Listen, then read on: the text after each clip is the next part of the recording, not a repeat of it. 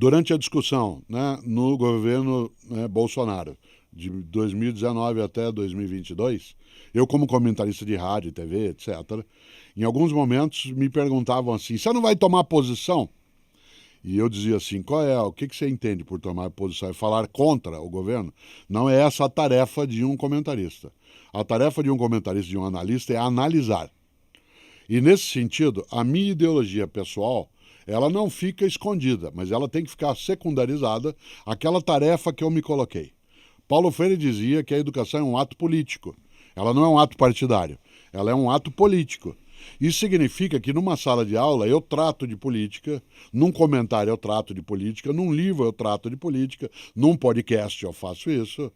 Eu não preciso ir necessariamente ter ali uma percepção partidária. A atividade numa sala de aula ela é política quando eu falo sobre vida coletiva, sobre direitos sociais, sobre ideologias, aclaramento, sobre o pensamento livre. Se eu fizer doutrinação... Isso é confundido com doutrinação. Então, se eu fizer doutrinação, catequese, se eu perder a capacidade de refletir o pensamento livre numa sala de aula, eu estou induzindo. Eu não estou discutindo nem ensinando. Por que eu estou te contando isso? Você lembra? Mas acho que esse é só... Você continua, mas esse ponto é importante, porque essa história da doutrinação pegou muito nos últimos anos e pegou muito pessoas da sua área, professores. Sim, sim. Foi um terror para os professores, porque os jovens iam para a escola com o celular para denunciar, os pais também fizeram uma pressão nas escolas contra os professores, porque dizem que está acontecendo uma doutrinação ideológica das nossas crianças. Então, o que você está me dizendo é que o fato do professor falar sobre o pensamento livre, falar sobre pautas que são consideradas progressistas, quando isso passa a ser doutrinação e quando ele é educação? É doutrinação quando você quer impor um pensamento. Né? Porque, como diz o Erich Fromm, fascismo... Aliás, Erich Fromm ou William Reich, não me lembro. Fascismo não é obrigar, não é impedir de dizer, é obrigar a dizer. Né? Isto é, quando você impõe um raciocínio e quando você faz a cabeça das pessoas numa única direção.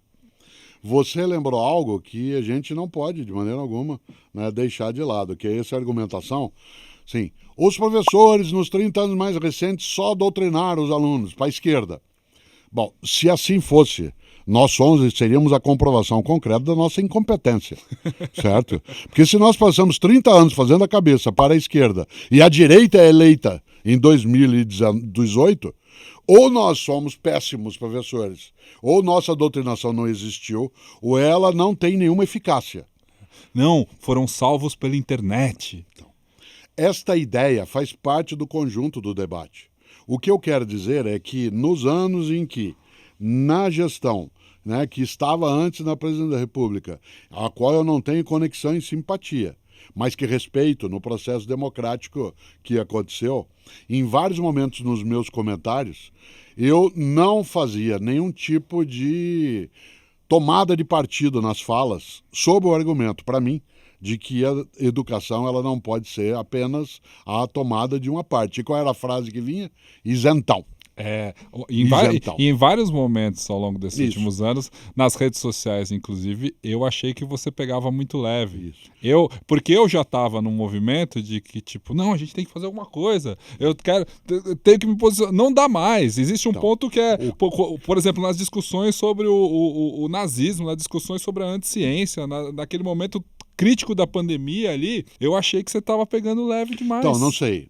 Essa é a tua avaliação, claro, não é a minha. Não, mas eu falava com você sobre isso, né? E claro, você manteve a sua posição, que é o que você vai falar agora. Mantive e mantenho até agora de que a tarefa na área de formação, de opinião, é ajudar as pessoas a terem um pensamento livre, sem deixar de fazer análise crítica, mas, de maneira alguma, buscar tomar uma parte que interrompa aquilo que é a reflexão. Eu uso sempre o argumento do Hegel, né? Quando você exagera o argumento, você prejudica a causa. Eu sou um influenciador, eu não quero deixar de lado essa ideia, mas um influenciador é diferente de alguém que doutrina. Eu não sou um líder religioso. Mas você influencia? Claro que eu influencio. Pois eu para sou o pensamento próprio. Para o pensamento que a pessoa pode ter adesão ou não. Isso eu respeito muito. Isso eu gosto de fazer. Eu também. E aí eu volto a um ponto. E eu aprendi com Paulo Freire, porque eu com ele trabalhei 18 anos e porque ele foi meu orientador de doutorado, algo decisivo. Não é porque alguém pensa diferente de mim que a pessoa está equivocada. Mas não é porque ela pensa diferente de mim que ela está certa. E como eu já disse várias vezes e retomo aqui, Paulo Freire sabia que ele não era imune à oposição, ao contraponto. E agora vem aquilo que eu aprendi com ele. Paulo Freire jamais seria contra que alguém contra ele fosse. Paulo Freire seria contra que quem contra ele fosse não pudesse ser contra ele. A democracia pressupõe que eu acolha a possibilidade da divergência. E o Cortella isentão? Não acho que seja isentão, esse modo, tanto que eu nunca reagi. Né? Quando alguém diz assim, isentão, aí eu digo assim, o que você está falando? Eu fiquei 30 anos filiado a um partido de esquerda, eu fui secretário do governo da Luiz Erundina, aí a pessoa dizia, diga o que você pensa. Eu falei, mas eu tenho os livros, os comentários, os lugares. Não, nunca reagi desse modo. Nunca? Nunca. Eu permaneci dentro da mesma rota de dizer, pense nisso, em vez do pense isso. Você já me viu falar desse modo. Eu acho que a minha contribuição à política, no sentido mais amplo, ela é muito maior quando eu sou capaz de convidar alguém para pensar comigo, mesmo que comigo não concorde, do que entrar com ele num combate de ideias que vai afastá-lo daquela reflexão. Eu entendi isso mais para o final do ano passado. Eu acho que eu também acabo semeando mais essa postura de, para bom entendedor meia palavra basta, mas mais ou menos era isso que você fazia também, né?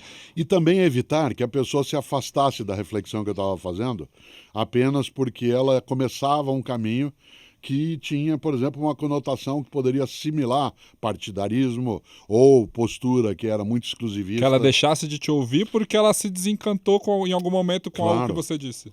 Se eu chego e digo assim, numa discussão, eu sempre tive vínculo com a esquerda, então presta atenção. Esse argumento de autoridade, que é o argumento que a gente chama de ad hominem, em que você vai e impõe a partir do lugar que você ocupa, ele é pouco convidativo à reflexão. Eu prefiro, Pedro, que uma pessoa que não pensa como eu, que tem uma ideologia diversa da minha, ou até contrária à minha, que ela seja capaz de notar o que eu estou falando, pensar comigo e ser capaz até de alterar a postura que ela tiver, se ela se entender como necessário.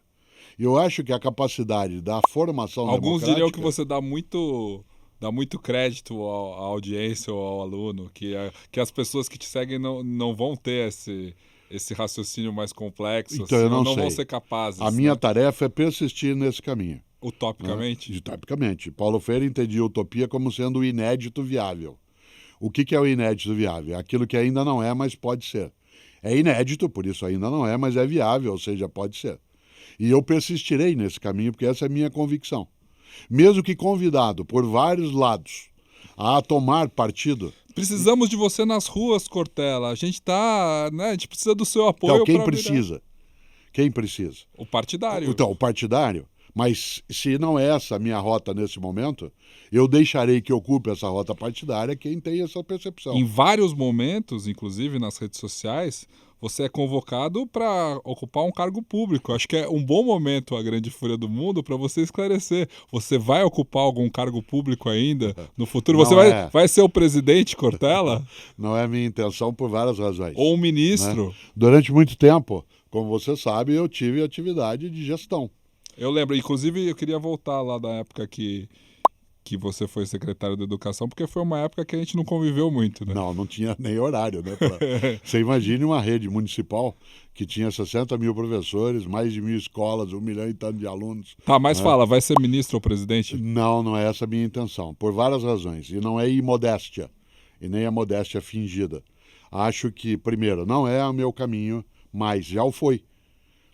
Já o foi, a política institucional, partidária, de natureza, adesão a um caminho de governo, mas não é mais. Eu acho que a minha atividade ela é muito mais contributiva dentro do modo como eu faço política hoje, por intermédio da escrita, da palestra, do podcast, da conversa, do que se eu agregar-me a um bloco específico que, exatamente porque é uma parte, por isso é partido, eu afasto as outras partes de prestar atenção.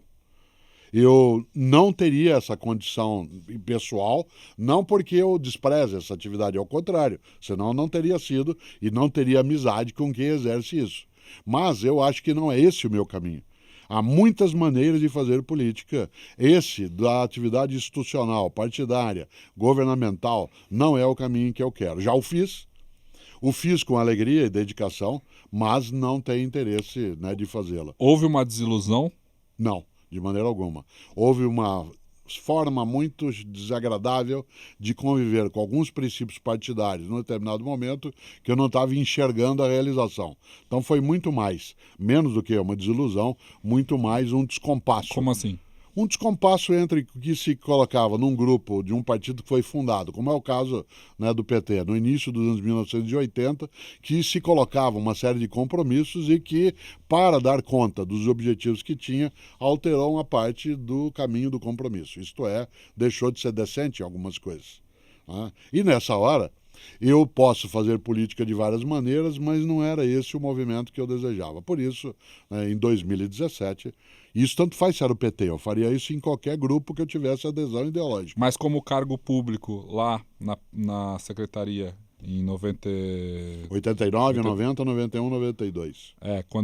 Esse momento a gente não se via muito porque você saía de manhã e voltava à madrugada. Se você, como professor, sempre eu saí de manhã também. Você também saía de manhã na escola. Nós saímos todos, só que eu voltava muito tarde. Porque... Tem uns vídeos no baú do Cortella, lá no canal do Cortella, porque quando eu comecei a fazer as suas redes sociais, eu fui atrás de vários VHS lá em casa, a gente digitalizou e colocou no canal do Cortella no YouTube. E tem uns vídeos dessa época, 92, 93, que você está palestrando com uma olheira que parece um panda, assim, falando uma barriga e fumando, assim, claro, muito mais magro do que muito mais do que hoje. Mas muito eu mais. Não era esquerda caviar, né? Não. Então tava mais magro. Muito mais cansado, assim, com umas olheiras assim que eu falei, meu Deus do céu, como ele tá em pé, assim, né? Porque aquele compromisso público, o compromisso sério. Eu fiz parte de um grupo... E você não descansava também. Acho que a minha mãe falou isso em alguns momentos, que era muito estressante. Ele era muito intenso. Não era estressante, mas ele era muito intenso. Por quê? Era muito cansativo. Porque você tem que dar conta, né, de um projeto político que havia sido eleito em 1988 e que lidava com a maior cidade do país, com a maior secretaria da maior cidade do país, na terceira cidade do planeta na época. E com um compromisso de recuperar algumas coisas que tinham sido danificadas por gestões anteriores. A cidade de São Paulo foi muito maltratada na área de educação escolar. Por exemplo, no governo anterior ao de Luiz Erundina, em que o prefeito foi Jânio Quadros, eleito também, houve uma degradação da estrutura das redes de ensino. O governo anterior ao do Jânio, que foi Mário Covas, elevou imensamente a capacidade de educação pública. Mas aquilo se perdeu no governo seguinte. Então nós tínhamos, por exemplo, em 89, 90, 91, 92, não só de dar conta, né, de fazer com que houvesse uma vitalização da educação pública na cidade, que tinha uma qualidade superior, que não devia ao governo no qual estava, já era tradição em toda a história da rede municipal, como lidar com a frente política. Foi o primeiro governo, né, da cidade de São Paulo que teve alguém ligado à esquerda, Luiz Erundina. Foi o primeiro governo na história que teve uma mulher como gestora na cidade de São Paulo. Foi a primeira vez, né, que um grupo que colocava projetos claros de educação escolar assumiu uma secretaria com um viés de esquerda. Ou seja, você sofreu um bombardeio... De várias frentes. Mas isso não tirou de maneira alguma o ímpeto daquilo que tinha que fazer. Para isso a gente se desdobrava. Eu até não era, você sabe disso, não era o mais capaz e o mais competente nesse sentido. Né? Havia pessoas ali como Paulo Freire, Lisete Arelaro, né, Ana Maria Saul, né, várias pessoas nesse circuito que tinham uma força muito maior do que eu, Moacir Gadotti. Força por quê? Uma força de ação, porque já tinham tido outras participações. Eu sou mais novo do que as pessoas que eu mencionei. Mais novo de idade. Mas teve momentos, assim, você lembra de passagens de uma pressão inacreditável? Que você... Sim, claro. Quando se, por exemplo, buscou fazer, né, com que houvesse uma tentativa de cassação da prefeita em função de uma declaração dela de apoio a um determinado momento a uma greve de motoristas de ônibus por conta de salário, dado que a prefeitura cuidava dos ônibus, né? Ela sofreu uma ação nisso e essa ação ela foi isentada, né, de pagamento total disso só em 2023. A ação é de 1989. Agora? Isso, só agora. Né? Quando ela foi condenada a pagar uma multa por esse tipo de postura, né, houve uma movimentação na cidade de São Paulo das forças democráticas de todos os partidos, inclusive de oposição a ela, para fazer rifa, para juntar dinheiro, porque ela, depois de 30 anos de vida pública, não tinha o equivalente a 300 mil reais de patrimônio para poder pagar a multa. Né? Portanto, esse nível de pressão era forte. Internamente, a secretaria... Essas pessoas não sabem, né? Como? Isso as pessoas não sabem. Às vezes não sabem. Alguns sabem e esquecem. Outros não sabem e não querem saber. Né? Política tem isso. Você diz assim, eu não me meto em política, já se meteu. Né? Porque alguém vai se meter por você e seguirá. Mas ela foi condenada? Sim. Pelo Tribunal de Contas, né, do município. Mas havia alguma irregularidade, então? Eu lhe entendia que sim, não havia. Né? As pessoas à volta dela, especialmente quem a defendia, entendia que não, que foi uma manifestação dela. Mas foi foi uma manifestação e aí uma condenação jurídica a partir de uma manifestação? Sim, que durou 30 anos, 30 e tantos anos. A discussão, porque o processo ia e voltava. Só houve uma absolvição, isso é, um apagamento disso, né, em 2023. Ela ficou com esse tipo de espada, entre aspas, na cabeça durante todo esse período. Mas o governo que você fez parte, você é um governo que você tem a clareza de que ele foi limpo? Um governo honesto, um governo limpo, não éramos capazes de todas as coisas que eram necessárias, tínhamos que aprender várias delas, mas uma coisa que eu tenho nitidez completa é de lisura. Haja vista que se você pegar a minha declaração de renda, isso por lei é obrigatório que seja publicada, né, no Diário Oficial. Do momento que eu entrei no governo, em 1989, e a mesma declaração em 1992, quando eu estava saindo, no final de 92, eu tinha 30% a menos de patrimônio. A gente, você e eu, por consequência, estávamos mais pobres. Não éramos mais pobres, estávamos com menos condição. A pobreza é um pouco mais densa. Mas se... Você lembra, você diz assim, tinha pressão? Nossa, as olheiras, elas vinham de várias direções. Os projetos tinham que dar certo. Se lidava com uma coisa muito séria. Era preciso trabalhar de modo quase insano para que tudo pudesse acontecer. Tinha gente querendo passar perna. Vários lugares. Você tem também um legislativo, né, que cumpre a democracia. 55 vereadores na Câmara, com um grupo que era minoritário dentro do partido que estava no governo. Portanto, você tinha que lidar com aquilo que as regras democráticas colocam. Se você é majoritário numa Câmara Municipal, você governa com mais tranquilidade. Se é minoritário, você tem que fazer o dobro do esforço. As olheiras vinham também porque eu também não tinha experiência de gestão pública, né? Eu nunca tinha ficado. Ademais, se você também acho que se recorda, eu não deixei de dar aulas na PUC São Paulo enquanto eu estava na gestão. Eu continuei tendo classes, dava aula sábado. Tinha vários momentos em que as coisas aconteciam. Agora, veja só, isso é o quê? É convicção na política, não é recusa política. A convicção na política significa que a política importa. E a política limpa, bem feita, também importa. E que a política suja, que é mal feita, que desvia, ela tem que ser colocada fora. A gente não pode ter uma postura ilusória de imaginar que todas as pessoas que entram no campo da política partidária, elas estão bem intencionadas. Mas também não pode ter a ilusão, né, de que elas estão mal intencionadas. Muita gente diz assim, você vai para a política, não para mim, em geral, vai para a política porque você quer se arrumar. Né? Você quer dar um jeito de garantir a tua aposentadoria, teu futuro? Claro que não. Eu conheço dezenas de pessoas na política que são canalhas. E conheço dezenas de pessoas que não o são. Dezenas de pessoas que fazem da política sua profissão de fé na humanidade, na solidariedade, no serviço público, e outras pessoas que não o fazem. Cabe a gente fazer a escolha e não apenas a própria pessoa. Afinal, numa democracia, ninguém chega e toma o poder. Se alguém sentou no legislativo, foi eleito. Se alguém sentou no executivo, foi eleito. Você me contou uma história uma vez que você tinha um orçamento muito grande na prefeitura, e na época a gente não tinha apartamento próprio, né? E aí vinham ofertas, né? Toda pessoa que está com a gestão de um orçamento, ela sempre é seduzida, né, por movimentos de tentar te levar, facilitar algumas coisas, né? Quando eu era secretário, nós morávamos num apartamento alugado, portanto, não tinha, né, como você lembrou, algo próprio, e vez ou outra soavam conversas que favoreceriam, né, o acesso a algum imóvel se eu fosse mais condescendente com determinadas posturas. Como que as pessoas isso falavam nunca mesmo? chegou... Ah, professor... Oh, a gente sabe que o senhor mora de aluguel, a gente tem um apartamento disponível. Eu dizia, não, obrigado, né? Não é assim, eu não gosto de morar de aluguel. Né? Isso não significa que eu não pensasse naquilo que estava sendo falado. Porque nenhum e nenhuma de nós é absolutamente invulnerável, né, à fratura ética. A corrupção não é uma obrigatoriedade, ela é uma possibilidade. E essa possibilidade ela está por lado de quem corrompe e de quem aceita a corrupção. Nesse sentido, as seduções que recebi quando estava na atividade política pública, elas existiram. Você pergunta, mas você alguma vez ficou balançado? Várias vezes. Né?